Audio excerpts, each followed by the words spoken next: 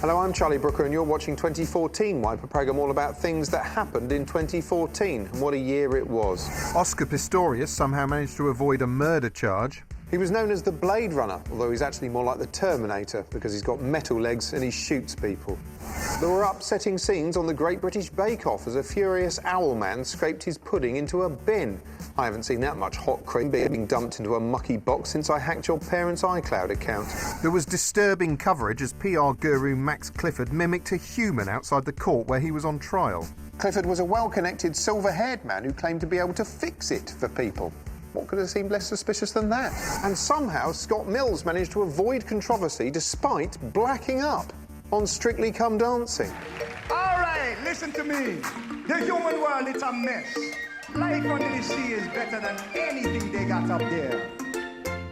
But we'll get onto all of that in a bit. For now, let's commence, as tradition and indeed common sense dictates, with January.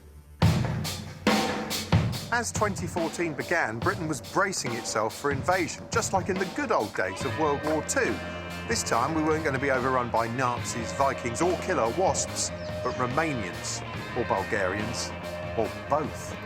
All Bulgarian and Romanian citizens will be free to live and work in the UK from today. Yes, reports suggested that foreign Romanians and Bulgarians, fed up with what the news depicted as their rubbish medieval homeland, where the sole source of entertainment is driving over the nation's one speed bump, were apparently set to flock to Britain in droves. I don't even know what a drove is, although it's probably some kind of Romanian boat made of dirty foreign sticks. Not everyone was happy about the influx. Chortling, boozy frogman of the people Nigel Farage was convinced too many were going to come here. I don't know how many are going to come. The best estimate has been put up by Migration Watch, which is 50,000 people a year for the next 5 years. 50,000? We don't have room for that many. What are we going to do? Breathe in? We should go over there and send them back to where they came from before they can leave. Come the day itself, the government stationed Keith Vaz at Luton Airport in a desperate bid to ward off any incomers. And as the first plane from Romania arrived, in they came.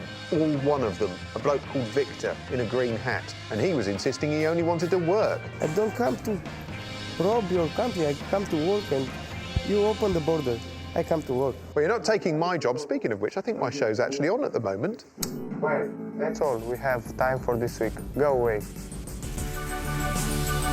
Oh, you bastard.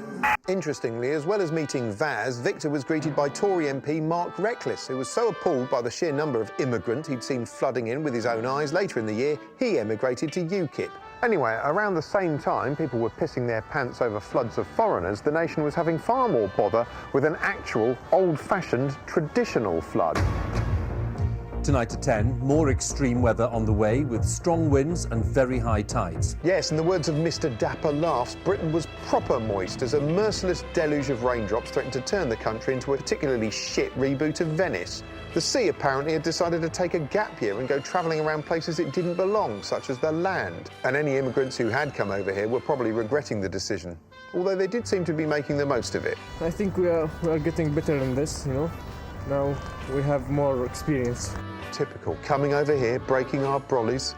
Over in the USA, meanwhile, they'd completely eclipsed our extreme weather with some extreme weather of their own, the polar vortex, which made Narnia look like the Bahamas. Some amateur scientists soon discovered that if you stood outside in these freezing temperatures and lobbed a load of boiling water into the air, it turned into instant snow. The magical results filled screens everywhere. And it soon transpired that boiling water plus idiots equals the keys to Chuckle Castle. Also in January, Channel 4 pioneered a new TV soap opera which caused 1,000 years of shouting. Benefit Street. Welcome to the No Joke World. Benefit Street was, depending on how you looked at it, either a cynical punching-down attempt to goad the public into booing a set of hate figures, or a searing and heartfelt exposé of the troublesome life of an underclass many would prefer to ignore, with ad breaks. It was broadly sympathetic. The main trouble was the name, Benefit Street, a dog whistle title tailor-made to trend on Twitter and wind people up. Other equally subtle titles they probably rejected included The Great British Sponge-Off, Deride and Prejudice, Downturned Scabby, Tweetbait Sinker State, What the Paupers Say, and Strictly Scum Chancing. The end result was a feisty debate culminating in Channel 5's opportunistic Big Benefits row, which brought some much-needed incoherent bellowing to the cultural conversation. My CV goes everywhere. My CV is everywhere. My CV is everywhere. Well, that's that cleared up then. Having settled the welfare state for good, harmony was restored and Channel 4 continued its proud tradition of public service broadcasting. I wonder if I will miss him when he's not here. My Buggy Body, off to Benefit Street. Later in the month, following a nighttime road race in Miami, melodic pipsqueak Justin Bieber briefly went from world's most desired pop star to world's most wanted man. His disarmingly cheerful mugshot was all over the media and he was condemned as a bad influence. In astonishing scenes, one Brazilian TV host was so outraged he held an on-air protest in which he improved Bieber's latest CD with his foot. Vou nem esperar o intervalo comercial. É agora mesmo. É agora mesmo. Aqui para esse CD do Justin Bieber, ó. But this wasn't the only showbiz gaffe of the year, no, because in February, during a staggering American news interview, a news anchor mistook Samuel L. Jackson for Lawrence Fishburne. Did you get a lot of reaction to that Super Bowl commercial? What Super Bowl commercial? Oh, you know what? I've admit my mistake. You know what? See, you're as crazy as the people on Twitter. Right. I'm not Lawrence Fishburne. That's my fault. I know that. That was my fault. My mistake. You know what? We don't all look alike. Oh, what a ridiculous mistake to make. I mean, here's Samuel L. Jackson and here's Lawrence Fishburne. Totally different. Racist. Meanwhile, the world was shocked by an outbreak of what resembled 14th century combat in the present day in Ukraine. Or the Ukraine. I never really know if it's the Ukraine or just Ukraine. Maybe that's what they're fighting about. Suddenly, news channels were brimming with unpleasant footage of a standoff between the government and pro-EU campaigners who were turning the centre of Kiev into a cross between Mad Max and a live performance of Stomp that had spiralled completely out of control.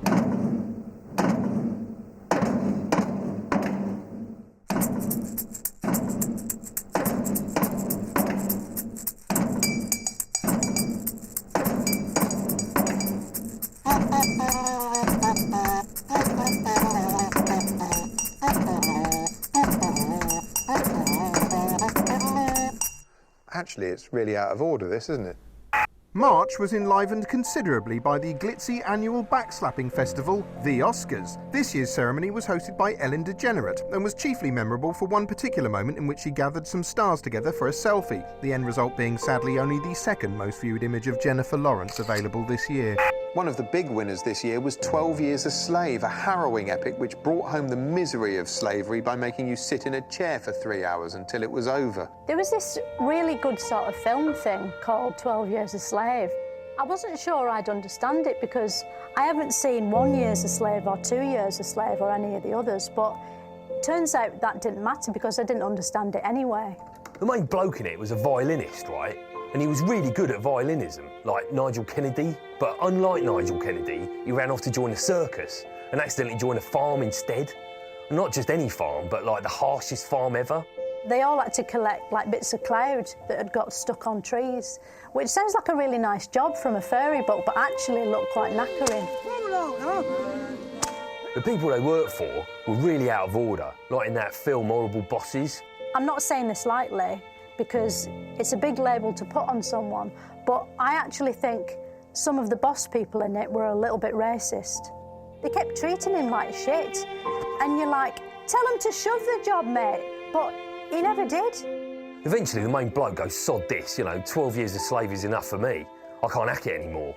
It was good they made it, but they didn't really need to because they don't have racism in America anymore. When they voted for Obama, they sorted all of that out, drew a line under it. These days, America's changed and black people can be whatever they want to be, as long as it's either president or shot. Also in March, Malaysian Airlines flight MH370 unexpectedly went missing somewhere over the ocean. Air disasters are always big news. This one was bigger than most because the whole thing was also a genuine mystery. Sky News resorted to running a kind of on-air guessing game with a room full of experts placing their bets on a map of the sea like roulette crossed with battleships, while Fox wondered how long the search would take considering how much time other mysteries took to solve. So it took us, 100 years to find the Titanic? It took us 2,000 years to find Noah's Ark? Yeah, it took us 2,000 years to find Noah's Ark, but then mythical boats don't usually show up on radar. Speculation reached its nadir with Channel 5's opportunistic The Plane That Vanished Live, fronted by no more an authority than Donald McIntyre. It's the mystery that's baffled the entire world. What has happened to flight MH370? Tonight, the question everyone wants answered won't be answered. The show itself featured international correspondents who didn't know where the plane was, a terrorism expert who didn't know where the plane was, a psychologist who didn't know where the plane was, a man who looked old enough to predate air travel itself who didn't know where the plane was, and an air accident investigator who didn't know where the plane was. I know you don't wish to speculate, but your best guess?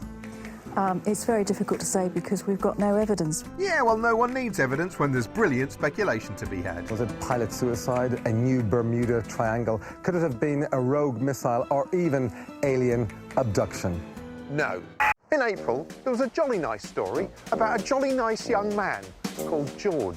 Yes, the world's media joined Killiam as they went touring down under with the Joffrey It's OK to Love, Prince George. Mum and Dad had a packed itinerary. They headbutted the locals, met some plebs, did some swinging, made direct eye contact with a man doing a shit, enjoyed the Australian remake of Mrs. Brown's Boys, and were underwhelmed by a rock. But no one really cared about them. The person they really wanted to see was Wickle Prince George. And just like any other royal, the news found his every move inherently fascinating. Prince George attended his first public engagement today, and he wasn't mucking about. Yes, he was. He wasn't afraid to assert himself. But then that's perfectly normal for an 8-month-old boy. So's crawling, which he probably learned from you. Afterwards, parents of other less regal and therefore ultimately unimportant infants were asked how they'd found their encounter with a superior baby. He sort of took control, went into the middle of the circle of toys. He hunted out the biggest toy, propped himself up, and yeah, he owned the place basically. That's because he does own the place. And you, and your kid, whatever it's called. It's not royal. Don't see why I should give a shit. In May, Jeremy Clarkson became a star in a massively sized fracas. Yes, Top Gear presenter and professional controvergonk Jeremy Clarkson stood accused of using the N-word. And by N-word, I don't mean Nissan. The roots of the outrage lay in this apparently innocuous sequence from an old Top Gear in which Clarkson had to choose between two motors. Eeny, meeny, miny, mo, catch a teacher by his toe. When he squeals, let him go. Eeny, meeny, miny, mo. But wait! An incensed Daily Mirror had uncovered alternative footage of Clarkson's eeny meeny act in which they said Clarkson used a racially offensive word, although the man himself was on Twitter saying he hadn't. So it was Clarkson's N-word against theirs, but who was right? Only one way to find out. Eeny, meeny, miny... No! Clarkson was now dick deep in trouble, and as Sky News made dazzlingly clear, everyone wanted to talk to him. Hello, is Jeremy there? It's just Adele from Sky News, wondering if you might come out for a chat.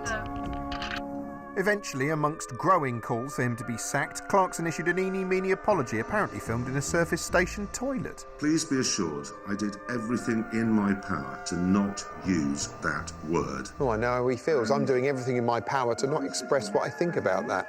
That I'm sitting here begging your forgiveness... while shitting. ...for the fact that obviously my efforts weren't quite good enough.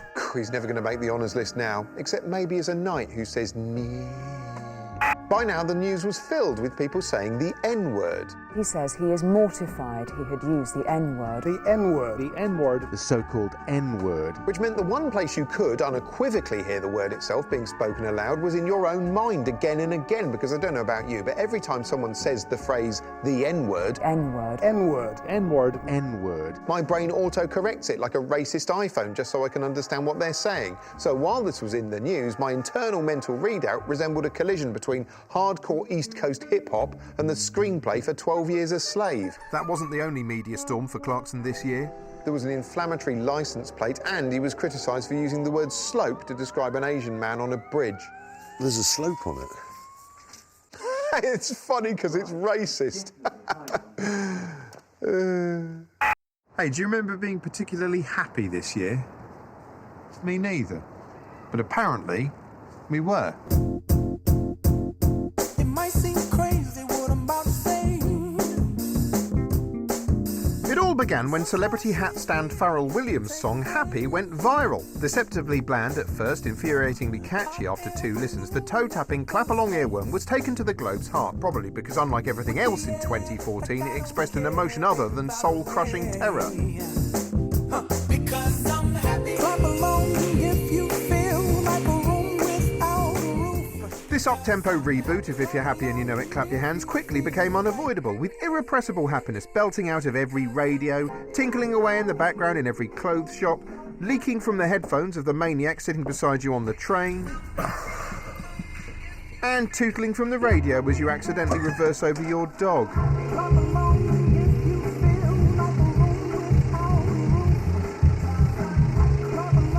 There was no respite from the happy onslaught online either, as people uploaded videos of themselves being happy here, happy there, happy every pissing where. In especially happy scenes, Pharrell himself, dressed as the Ranger from Yogi Bear, was shown footage of the universal outpouring of happiness he'd inspired on Oprah, and his eyes did an emotional wee. Why am I crying on Oprah? Well, if that upsets him, imagine how he'll feel when he finds out that rooms have ceilings and not roofs. But hang on, amidst all the global YouTube revelers was a number of Muslims sharing videos of themselves dancing in a bid to overturn negative media stereotypes, and the news made clear that amongst them was a group of fun-loving Iranians who'd uploaded their own version, Happy in Tehran. With disastrous consequences. You all know the song that has become a global anthem for optimism, Happy by Pharrell? Know it, I can't escape it. Well, some young fans from Iran decided to join the movement. Their irrepressible joy met with an ominous show of force. They rounded up and arrested the 6 dancers and the filmmaker. Yeah, well, they don't like Pharrell in Iran. They prefer Shariah Carey. Throughout May, all the political parties were campaigning for the local and European elections being held at the end of the month. Although, as Channel 4 News made clear, not everyone was interested. Do you know about this by-election? No, I don't. Well, the local MP, Patrick Mercer, Yeah. had to resign over a bit of scandal. Yeah, that's right. And so there's a new election now. Right, okay. Will you be voting in that? No, I don't vote nothing. You don't vote nothing? 2 men who were interested were Nick Clegg and Nigel Farage, who drummed up interest by going head-to-head in a pair of live debates about Europe. If it sounds too good to be true, then it probably is. Sounds too good to be true. You know, that reminds me of the time 100 years ago in 2010 when a younger, pluckier Clegg took part in debates with the Gruffalo and Iggle Piggle. Back then, he was the wild card, the exciting outsider fighting the system, the voice of ordinary people, Barack Hussein Clegg, bright-eyed embodiment of hope. Now, you're going to be told tonight by these two that the only choice you can make is between 2 old parties who've been running things for years.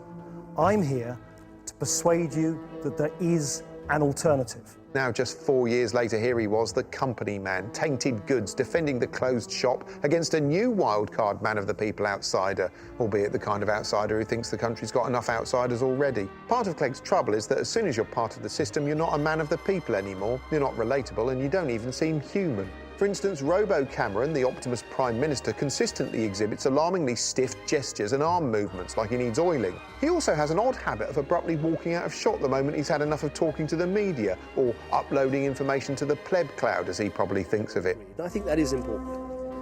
Where's he going? Those are the things we'll be discussing here today, and I'm hopeful of a positive outcome. Well, come back here, don't just walk off with your hands in your pockets. Jesus Christ! Right now, the key thing is getting everything done that we can in the next few hours to protect as many homes and communities as possible. Once the army's gone, okay. Thank you, Prime Minister. That was David Cameron there. It was late for a bus by the looks of it. But Labour's Ed Miliband has the biggest image problem. Throughout 2014, poor old Miliband, a man with the face of a rubber ear and the voice of an enchanted plimsoll, looked and sounded awkward in every setting he appeared in. It's like he's been badly photoshopped into our world, and the more he strains to look normal doing everyday things, the less normal he looks. He looks at odds trying to drink a pint in a brewery. Great. He can't eat a bacon sandwich without looking like a man who's been neck-nominated to eat a live bat. He can't even look viewers of insipid breakfast TV in the eye without coming across like a slightly frightened robot. He's the only man on Earth who manages to visibly shift uncomfortably in a still photograph.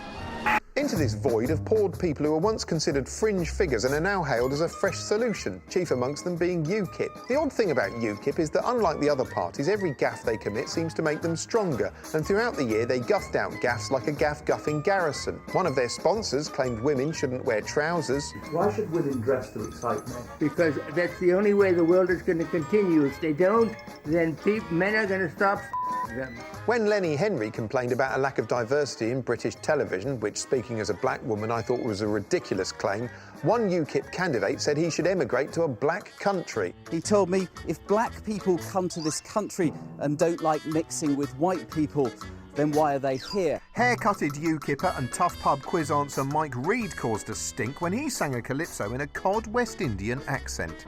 Inadvertently creating the most controversial record in which a white man pretends to be black since Blurred Lines. Open the borders, let them all come in. Illegal immigrants in every town. Stand up and be counted, Blair and Brown. It's funny because it's racist. Given all this, little wonder whenever ubiquitous Nige wasn't on screen guffawing over a pint, he was saying sorry for something, anything, over and over again. I regret the fact that I was sort of completely tired out, and I didn't use the form of words in response that I would like to have used. Somehow, somebody in UKIP has made a very major error. This is our fault. It's the party's fault. Hands up. This kind of behaviour is unacceptable and it must never happen again. UKIP leader Nigel Farage apologises in person to the Thai woman described as a ting-tong by one of his MEPs. But, you know, mega apologies. Yet despite all this, UKIP's popularity continued to grow, and come the elections, they cleaned up. The UK Independence Party celebrates a dramatic breakthrough in the European elections. Even the pinko lefty BBC felt compelled to celebrate Nigel's birthday live on air like he's an emperor or something. It is Nigel Farage's birthday today. He's 50 today, so happy birthday to Nigel, happy birthday to Nigel. But who knows how long that'll last, since Farage, the alternative outsider, is already being challenged by another alternative outsider. But this man is not a cartoon character. He ain't Del Boy, he ain't Arthur Daly, he is a pound shop Enoch Powell, and we gotta watch him. Usually politics is really boring, but this year it got more interesting because it had Russell Brand in it. It was good because when politicians talk, they use all this boring language normal people don't use, that you can't understand. But he cut through all that by talking in Victorian. And the phrase that these women have come up with, social housing, not social cleansing, is incredibly germane, incredibly apposite. He's like a sort of cross between Jesus and Rise of the Planet of the Apes. He said how rich people like him were shit and we shouldn't listen to him, so I didn't know whether to listen to him or not, but he was fucking everywhere, so it was really hard not to. Then he brought out a book called Revolution about how unfair everything is. And so you'd know he meant it. He pulled a serious face on the front. It was about how catapultism is naughty and how we could build a better world if we were nice to each other instead of spending all our time thinking about coins.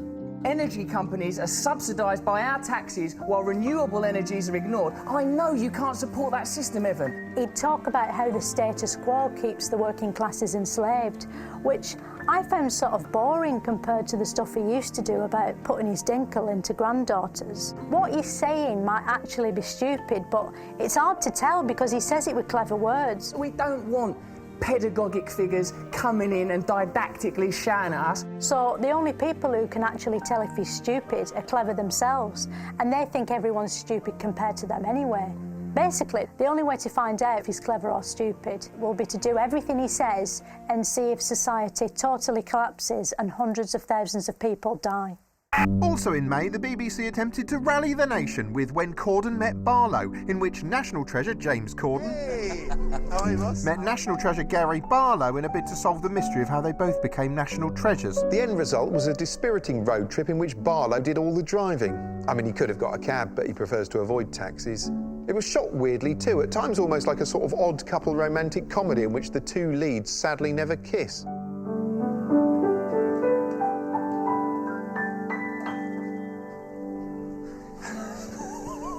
Sometimes it was like watching an episode of The Royal Family or a Creature Comforts animation before they put the plasticine in. What's been your proudest moment? I've got to say the OBE, haven't I, really? It's a good day. It has been the ultimate occasion, hasn't it? It was a good day. Yeah. The best bit happened after, really, didn't it? Yeah. Because I'd made a stew at home. Right. So we raced home, we got the award, done the pictures, raced home, we all tucked into this stew that I'd made earlier, wolfed it. Although he is an incredibly accomplished musician, this is my favourite one of his. Look at that, total concentration. I mean, he's boring, but he's focused. Gets good in a minute. Probably still thinking about that stew, look at him. Any minute now. Seriously, stick with it. It's going to get good. Good bits coming up. I know how to improve this. Just add a bit of Ukrainian stomp.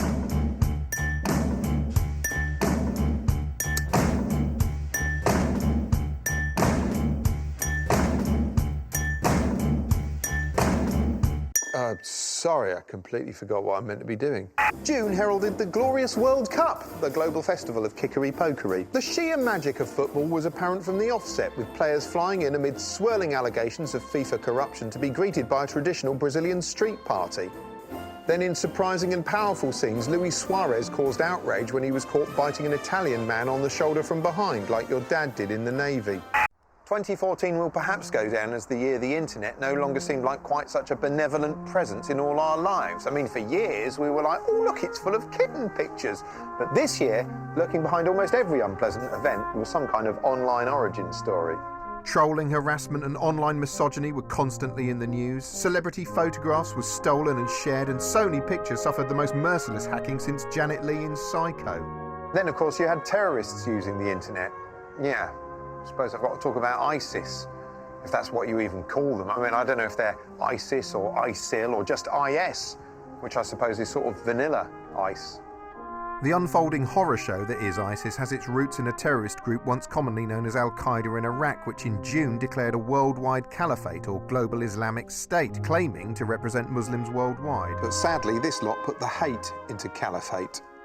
The group seen here training in a sort of terrorist version of Crufts appeared to be rapidly gaining ground throughout Syria and Iraq and made its presence felt globally online with a series of videos depicting nigh-on medieval brutality, including some in which hostages were beheaded. These videos were packaged to be spread, even including a gruesome trail identifying the next potential murder victim at the end. ISIS videos slot perfectly into a Western news narrative already overflowing with negative stories about Islam. In fact, the news actually assists the group, not deliberately, but as a side effect. ISIS draws much of its strength from its flashy propaganda, and the bind the news media finds itself in is that each time it reports on the latest atrocity, it also helps promote it. The coverage feels like one long ISIS showreel, everything from posturing videos to ominous images of Beetle John, literally given a rock star nickname, accompanied by awestruck accounts of his ruthlessness. It all becomes spectacle, draped in the visual language of fictional thrillers, an accelerating viral cycle. And the terror spreads and spreads and makes ISIS seem more powerful and the rest of us more powerless. Do you know who this terrorist is? No. This sense of ever-expanding madness has been unfurling all year, not just with ISIS, but with Russia and Ukraine, Israel, Palestine, Ebola, mistrust with politicians, with institutions, with the media, with cultural icons. There's chaos in the USA, chaos in Hong Kong, chaos in the news studio in Jordan.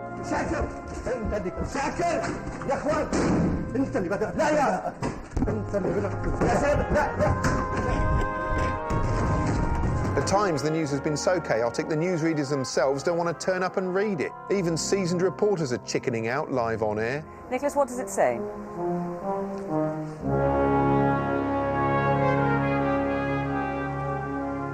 Against this sense that everything's sliding out of control, it's hard to know what to cling to or even what's going on. Here's a personal view from documentary filmmaker Adam Curtis, the man behind The Power of Nightmares and the forthcoming Bitter Lake, on the chaos that seems to be engulfing everything. So much of the news this year has been hopeless, depressing, and above all, confusing. To which the only response is, oh dear. But what this film is going to suggest is that that defeatist response has become a central part of a new system of political control. And to understand how this is happening, you have to look to Russia, and to a man called Vladislav Surkov, who is a hero of our time. Surkov is one of President Putin's advisors and has helped him maintain his power for 15 years. But he has done it in a very new way. Vladimir Vladimirovich Putin. He came originally from the avant-garde art world, and those who have studied his career say that what Surkov has done is import ideas from conceptual art into the very heart of politics. His aim is to undermine people's perception of the world, so they never know what is really happening. Surkov turned Russian politics into a bewildering, constantly changing piece of theatre. He sponsored all kinds of groups, from neo-Nazi skinheads to liberal human rights groups. He even backed parties that were opposed to President Putin. But the key thing was that Surkov then let it be known that this was what he was doing, which meant that no one was sure what was real or fake. As one journalist put it, it's a strategy of power that keeps any opposition constantly confused, a ceaseless shape-shifting that is unstoppable because it's indefinable, which is exactly what Surkov is alleged to have done in the Ukraine this year. In typical fashion, as the war began, Surkov published a short story about something he called non-linear war. A war where you never know what the enemy are really up to, or even who they are. The underlying aim, Surkov says, is not to win the war, but to use the conflict to create a constant state of destabilized perception in order to manage and control. But maybe we have something similar emerging here in Britain. Everything we're told by journalists and politicians is confusing and contradictory. Of course, there is no Mr. Surkov in charge, but it's an odd, non-linear world that plays into the hands of those in power. British troops have come home from Afghanistan, but nobody seems to know whether it was a victory or whether it was a defeat. Aging disc jockeys are prosecuted for crimes they committed decades ago, while practically no one in the City of London is prosecuted for the endless financial crimes that are being revealed there. In Syria, we are told that President Assad is the evil enemy, but then his enemies turn out to be even more evil than him. So we bomb them, and by doing that, we help keep Assad in power. But the real epicenter of this non-linear world is the economy. And the closest we have to our own shape-shifting, postmodern politician is George Osborne. He tells us proudly that the economy is growing, but at the same time, wages are going down. He says he is cutting the deficit, but then it's revealed that the deficit is going up. But the dark heart of this shape-shifting world is quantitative easing. The government is insisting on taking billions of pounds out of the economy through its austerity programme. Yet at the very same time, it is pumping billions of pounds into the economy through quantitative easing, the equivalent of £24,000 for every family in Britain. But it gets even more confusing, because the Bank of England have admitted that those billions of pounds have not gone where they are supposed to. A vast amount of the money has actually found its way into the hands of the wealthiest 5% in Britain. It has been described as the biggest transfer of wealth to the rich in recent documented history. It could be a huge scandal, comparable to the greedy oligarchs in Russia. A ruthless elite siphoning off billions of public money. But nobody seems to know. It sums up the strange mood of our time, where nothing really makes any coherent sense.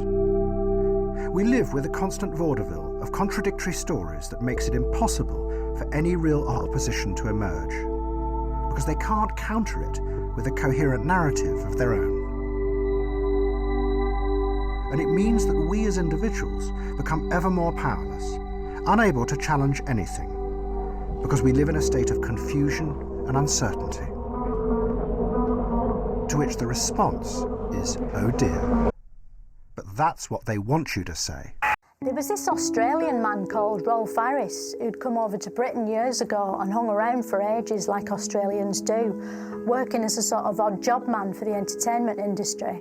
He was an other people entertainer, in that you always assumed other people found him entertaining, when actually he wasn't. Anyway, he was sort of quite popular until this year, when it turned out that as well as doing his entertainment, he was a criminal. He'd committed all these terrible crimes years ago and then escaped from the past and tried to get away with it by hiding in now, but luckily they caught him. Now, you might have noticed there were a lot of depressing stories this year, so to counteract that, here's some funny music. Right, now for Ebola. This unpleasant shoelace is Ebola, a terrible, highly infectious disease that's ravaged some regions of Africa, causing untold misery. It's a grave concern in the affected countries, but is very unlikely to spread in the West because we've got an infrastructure that should be able to cope with it. We also have the luxury of publicly worrying about Ebola in an entertaining way. In Mississippi, for instance, parents began taking their kids out of a school after a rumour the headmaster had just returned from a completely different part of Africa. Principal Lee Wannick just returned from his brother's funeral in Zambia, far from the Ebola hotspot countries on the other side of Africa. Really, the only people at risk outside Africa were health workers returning from disease hotspots, hence the small number of isolated cases. Unstoppable American blowhard super tit Glenn Beck showed his audience how difficult it was for health workers to avoid contamination by donning hazmat clothing himself and getting some lackeys to simulate the challenge of tackling Ebola symptoms. Yeah, you tasked me with coming up with a way of simulating the projectile vomiting and explosive diarrhea. This largely involved flinging the contents of an entire Italian buffet complete with full chocolate pudding course at him. Not that the average Joe needs all that protective kit. One US news network lucidly explained Ebola isn't necessarily that easy to catch. You have to come in intimate contact with it while the person is infected. Now, if you came across some strange mucus or feces or something out there on the subway, the street, or anywhere else, don't eat it. But only until this all blows over. After then, knock yourself out. Later in the year, Ebola was linked to a sudden re-emergence of the Band-Aid virus that had laid dormant for years. This was an attempt to recreate the successful formula that had previously ended hunger, made poverty history and brought peace to Africa. A huge crowd of pop stars I don't recognise queued for their turn to sing into a table tennis bat, including Bono, who hadn't actually been invited. He was installed on the song automatically from Apple's iCloud. Tonight we're reaching out and touching you. Normally, when someone pops up holding a bucket and talking about charity, you do your best to avoid them. But there was no avoiding them this year, even if you put the bucket on your head, which was sort of the point. This is the Ice Bucket Challenge, raising funds and awareness for ALS. I nominate Jamie Curry, Catherine Timerley, and Beyonce. The concept was simple. Mention the cause, nominate 3 mates to copy you, empty a bucket of iced water over your head, and lob the result on YouTube. It was fun and it was ubiquitous. Of course, it didn't really count until celebrities got involved, and before long, the great and good could be found online in a series of internet videos. It all looked like good, clean, famous fun. Everyone had a go. Tom Cruise, Benedict Cumberbatch, Steven Spielberg, Cilla Black, even Ed Miliband joined in. Simon Cowell, no stranger himself to pouring cold water on people's dreams, had fluid sloshed all up his back on the deck of a yacht, which is the first time that's ever happened. Or shucks warmongering hell-wraith George W. Bush tried to wash the blood off his hands with a dousing. He was into the Ice Bucket Challenge years before anyone else, although back then he called it waterboarding. But the bucket chucking fun had its pitfalls. Over-enthusiastic members of the public, who earlier in the year had failed to remember that boiling water is hot, were now failing to appreciate how heavy a container full of water can be. Before long, there was a spate of videos raising awareness of neck injuries instead. Palestinians also got in on the act with the Rubble Bucket Challenge, in which the object was to raise awareness of the situation in Gaza by tipping a bucket of smashed-up building rubble all over your head. That is really terrible. Everyone should understand this is no joke here. Also in August, the final gasping repercussions of 2012's glorious Olympic legacy dribbled onto BBC One in the form of celebrity gymnastics contest Tumble.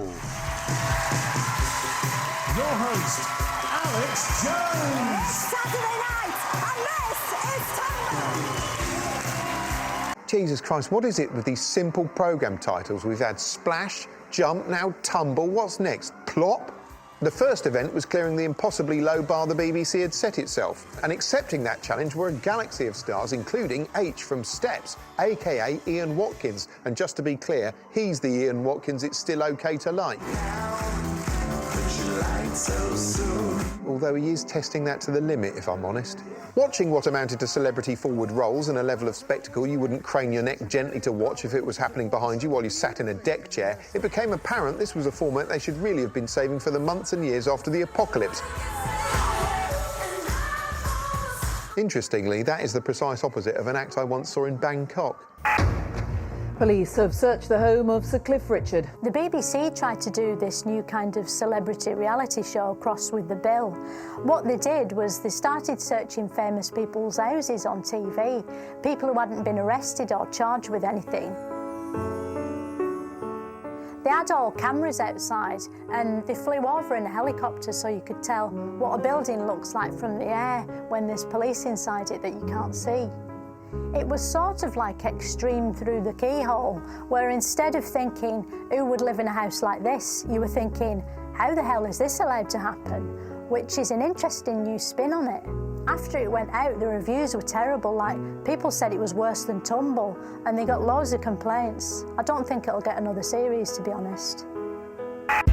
In September, millions of people were asking themselves one simple question. Am I Scot or not? Yes, porridge-scoffing super northerners, the Scottish, went to the polls to decide whether to get divorced from the English and leave Britain to go and live in Scotland. The main thrust of the No campaign was a series of ill-founded doomsday scenarios. Scotland would lose the pound, RBS would go and live in London, it would snow all the time, even indoors, Duncan's horses would turn and eat each other, Nessie would die of rabies, Mothra would attack Dundee, and God herself would hammer the mountains flat and delete the taste of iron brew from their memories. Whereas the Yes campaign largely consisted of hope, yearning and a bunch of vague wishes held together with sticky-backed patriotism. Both sides attempted to bolster their arguments with big-name backing. Among the political heavyweights supporting the Yes campaign were former identical twins, Frankie Boyle lookalikes and hiking enthusiasts, the Proclaimers. We're voting yes for independent Scotland because we want to see a fairer and more just society. Talk about breaking up a familiar union, you two don't even look alike anymore. The No camp had strong support from John Barrowman, the least Scottish Scotsman since Condoleezza Rice.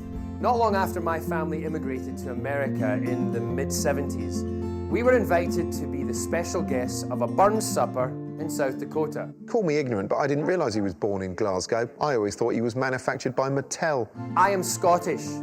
I do have an opinion, and I do have a voice. Yeah, usually an American one. J.K. Rowling gave £1 million to the No campaign, instantly prompting some carefully considered conversation on social media. For instance, Twitter user System Overload said, "Get J.K. Rowling tay fuck. Her books are pish. Got a specky bastard, a ginger, and a squeaky wee bitch fucking about where wands. Wits up where that." Wits up indeed. Politically, the debate was personified by Alex Salmond and David Cameron, both of whom gave countless impassioned speeches making the case for their side. We can't recount all of those speeches here, but cut-and-paste collaborators Cassette Boy have boiled down the essence of everything they said into one handy musical package which starts when I bang my head on the desk. Independence. What a difference. The lesson is a simple one, of better days to come. No longer run from London. We intend to win this referendum. Thank you very much for that warm welcome and bang the drum to keep our United Kingdom as one. We cannot change forever the way our country is run. Because I believe in Team GB, but believe me, I love Scotch whisky. That's really what it's about for me. Some people have advised me to push Alex Salmond in the North Sea. It will be easy. Well, not really. Who would you rather have representing this nation? A coalition devoid of any vision. People who've never travelled north of King's Cross Station, or Scotland could be an independent nation. My argument today is we want you to stay in the UK. That way, Scotland has to stay in our national club. In the club. Would rather go straight to the pub. A life in Scotland is no life at all. Better than living south of Hadrian's Wall, where quality of life continues to fall, thanks to the Philistines of Whitehall. The sight of that man makes me sick. We all know living in Scotland is catastrophic. Home of the drug addict or the alcoholic. David Cameron, you are a Westminster dick. And I tell you now, Scotland is ours. We won't keep our vow. They won't get more powers. We will not finish what we have begun. Scotland will be going back to square one. When the polls close and the voting has been done, could it be the end of David Cameron? That's the main reason to say yes, to speak out against the forces of darkness. I say no. We know to vote yes.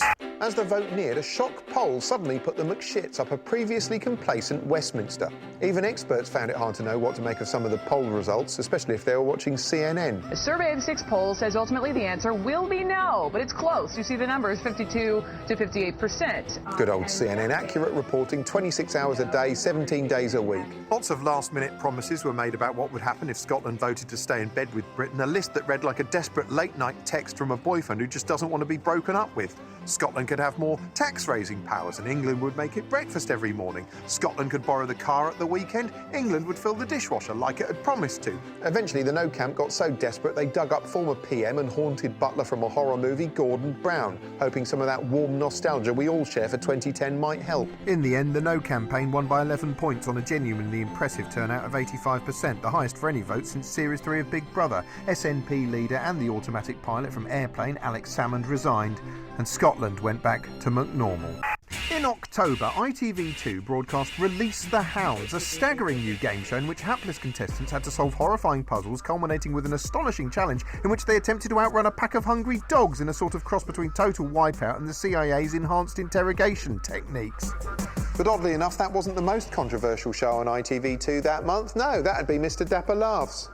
Dapper Laughs started out as the brainchild of former estate agent Daniel O'Reilly, who uploaded a series of 6-second vines in which the titular Mr. Laughs shared the contents of his brain, which sadly often ran out before those 6 seconds were up. 6-second sex secrets. When you're giving us a blowjob, don't keep eye contact. Not sexy, it gets a bit awkward. Stop looking at me! He was an estate agent from Clapham, saying the sort of thing you imagine an estate agent from Clapham says to amuse other estate agents from Clapham. The tragedy was the rest of us could see it too.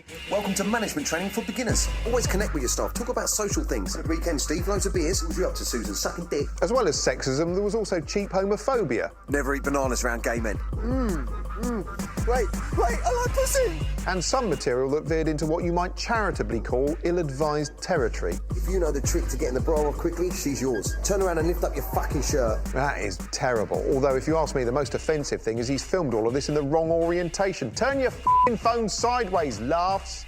Given that, it was perhaps surprising when ITV2 offered Mr. Laughs his own dating show. Yeah, they've only gone and given me my own ITV2 show. Hey, yay! Dating's out and pulling's in. Dapper! Anyway, before long, Dapper Laughs on the Pull was on the air, a sort of makeover show in which the oily tit attempted to transform awkward, insecure men into lady killers. Come to pimp your penis. How you doing? All right? All right, yeah. Look at this thing. Jesus Christ. No wonder you can't get no minge. Your face looks like one.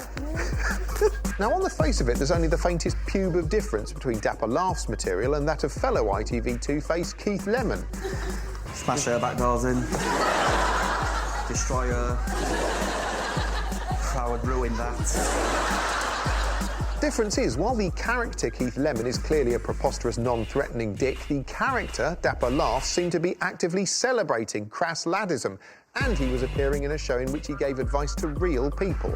Don't talk to the bird at the end of the bar.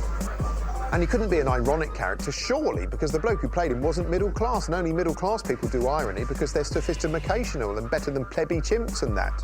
But then shit got real. Dapper got into a spat with a website, some of his followers piled in with misogynist abuse, and soon a full-blown Twitter storm was raging. And when a murky video emerged in November of him digging himself even further into a hole, the game was well and truly up.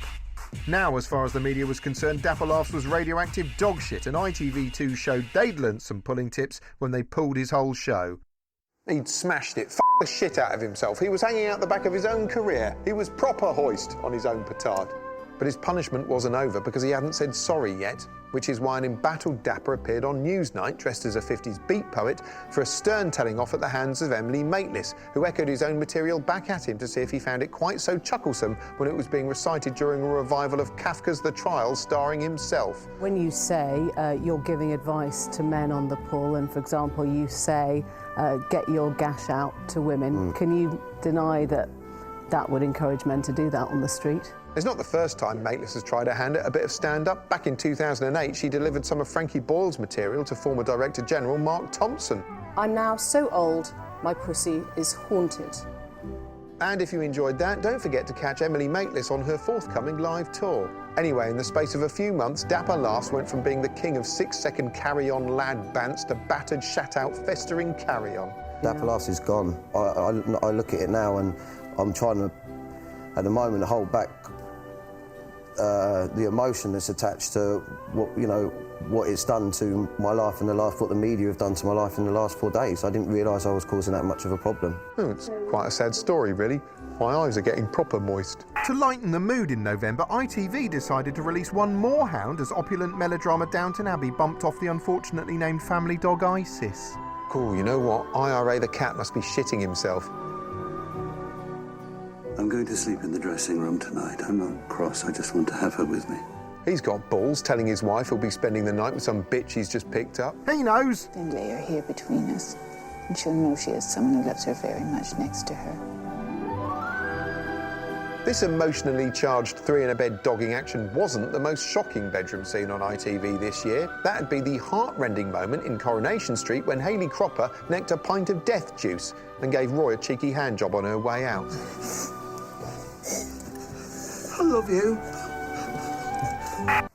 There was this comet which lived miles away in space, and these scientists were trying to land a probe on it so they could find out more about it, like what it was made of and if the weather was nice there, that sort of thing.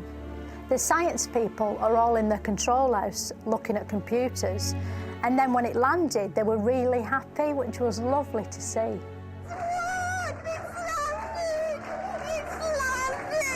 Then the probe sent back these sort of selfies, which everyone said were amazing, even though they were in black and white. It was all just rocks, like no trees or waterfalls or even like, I don't know, a horse by a pond in the background. Anyway, the news coverage was really great, totally comprehensive.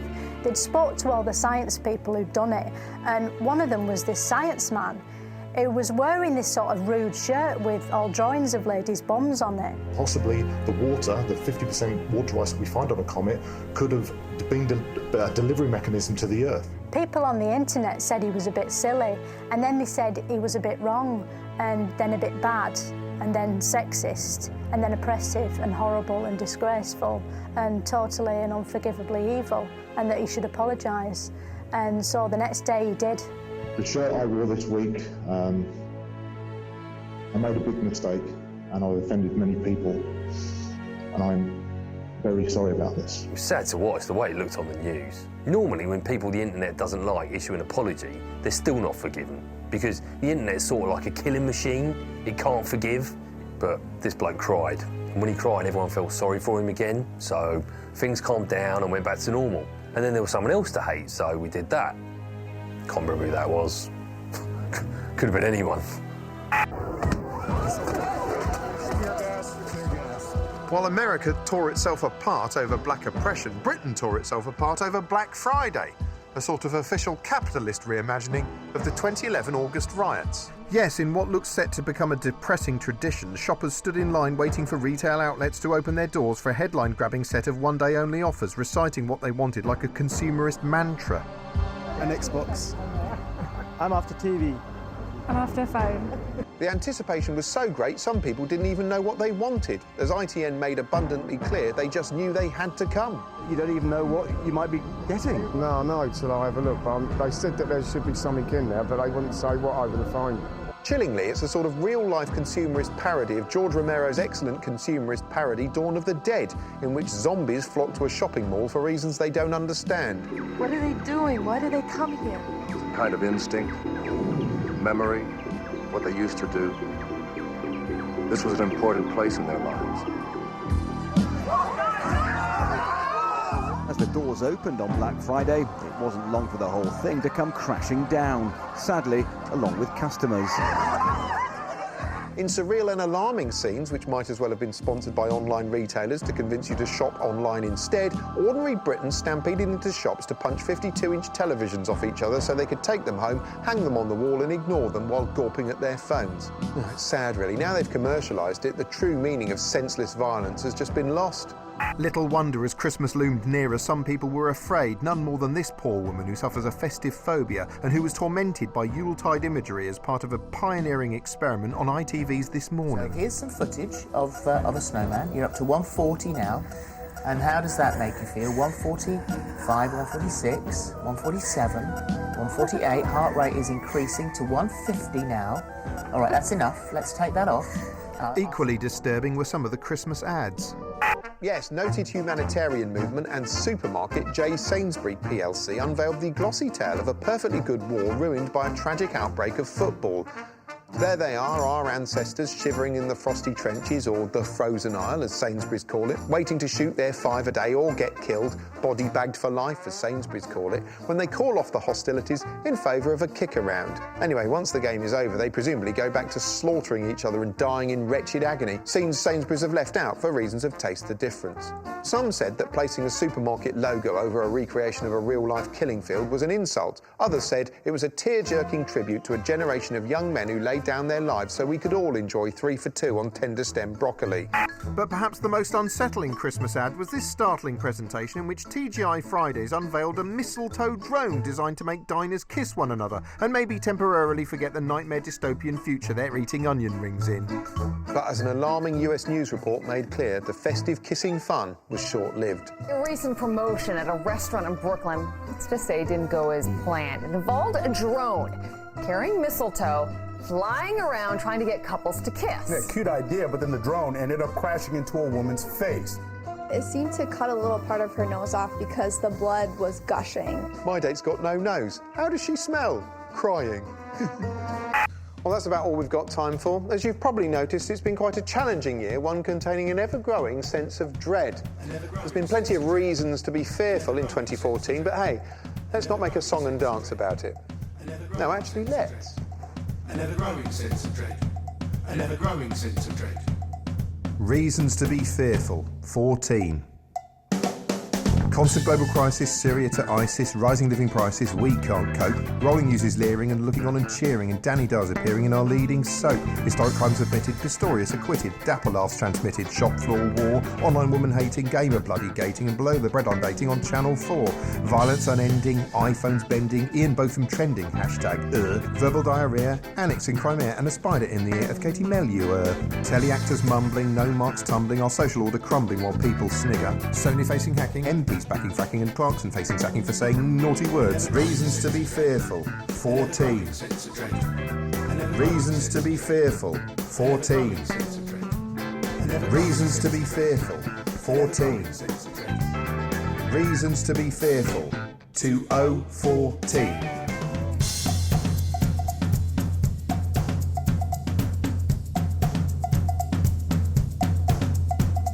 Reasons to be fearful, 14.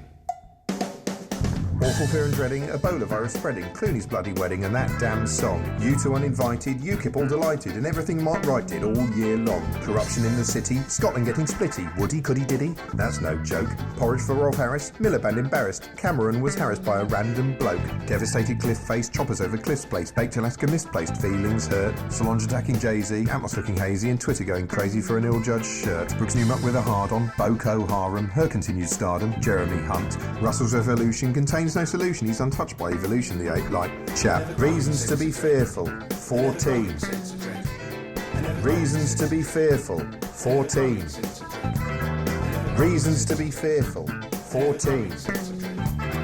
Reasons to be fearful, 2014.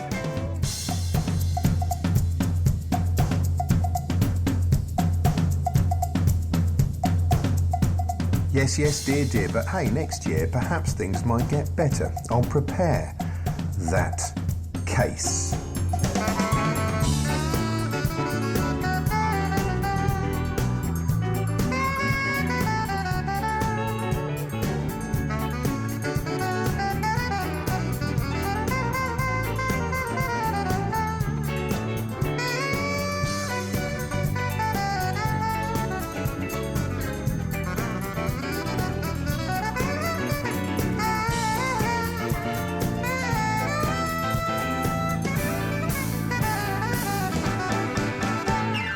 Reasons to be cheerful, 15. Reasons to be cheerful, 15. Reasons to be cheerful, 15. Reasons to be cheerful, 2015. Let's try looking forward, beyond West Norwood. Maybe things will turn good in months to come. Economies recover, we all embrace each other, and the love will spread like butter. And your mum. More Peter Capaldi? You might go on holiday. The bargain bin at Aldi's full of cheap Czech beer. You can do some voting and new royal baby dating. Oh shit, I'm sugarcoating. Back to fear. Battlefields burning, stomach always churning. Benefit Street back to Series 2.